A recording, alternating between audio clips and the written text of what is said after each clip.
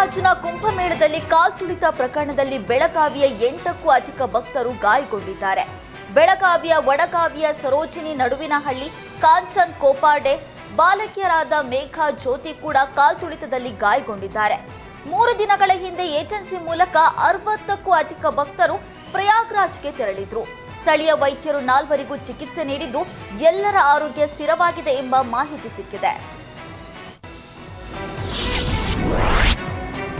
ಪ್ರಯಾಗ್ರಾಜ್ ಕುಂಭಮೇಳದಲ್ಲಿ ಕಾಲ್ತುಳಿತ ಪ್ರಕರಣದಲ್ಲಿ ಬೆಳಗಾವಿಯ ಹಲವು ಯಾತ್ರಾರ್ಥಿಗಳು ಗಾಯಗೊಂಡಿದ್ದಾರೆ. ಈ ಬಗ್ಗೆ ಪ್ರತಿಕ್ರಿಯೆ ನೀಡಿದ Belagavi DC Mohammed Roshan, travel agency ಮೂಲಕ ಯಾತ್ರಿಕರು ಪ್ರಯಾಣ ಮಾಡಿದ್ರು. ಈಗ ಒಬ್ಬರಿಗೊಬ್ಬರ ಸಂಪರ್ಕ ಸಿಗ್ತಿಲ್ಲ. ಇದನ್ನೇ ಮಿಸ್ಸಿಂಗ್ ಅಂತ ಹೇಳೋದಕ್ಕೆ ಆಗಲ್ಲ ಅಂತ ಕುಟುಂಬಸ್ಥರು ಭಯಪಡುವ ಅಗತ್ಯವಿಲ್ಲ. ಉತ್ತರ ಪ್ರದೇಶದ ಜಿಲ್ಲಾಡಳಿತದ ಜೊತೆಗೆ ನಾನು ಸಂಪರ್ಕದಲ್ಲಿದ್ದೇನೆ. 24 ಗಂಟೆ ವೇಟ್ ಮಾಡ್ತೀವಿ. ಮಿಸ್ಸಿಂಗ್ ಆದವರ ಸಂಪರ್ಕ ಸಾಧ್ಯವಾಗಬಹುದು. ನಮ್ಮ ಜಿಲ್ಲಾಧಿಕಾರಿ ಕಚೇರಿಯಲ್ಲಿ ಸಹಾಯವಾಣಿ ತೆರೆಯಲಾಗಿದೆ. ಅಗತ್ಯತೆ ಇದ್ದವರು ಸಂಪರ್ಕಿಸಬಹುದು ಅಂತ ಹೇಳಿದ್ದಾರೆ. ಲಂಡನ್ಗಿಂತ ಪ್ರಯಾಗ್ರಾಜ್ ವಿಮಾನ ಪ್ರಯಾಣ ದುಬಾರಿಯಾಗಿದೆ. ಕುಂಭಮೇಳಕ್ಕೆ ಹೋಗುವವರಿಗೆ ಫ್ಲೈಟ್ ಟಿಕೆಟ್ ದರ ಏರಿಕೆಯ ಬಿಸಿ ತಡ್ತಾ ಇದೆ.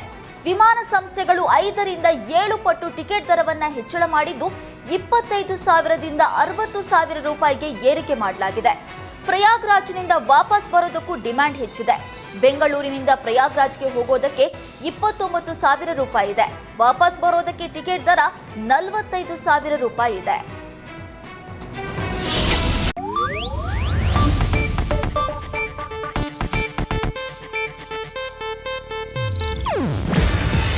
ಇದು ಏಷ್ಯಾನೆಟ್ ನ್ಯೂಸ್ ನೆಟ್ವರ್ಕ್ ಪ್ರಸ್ತುತಿ.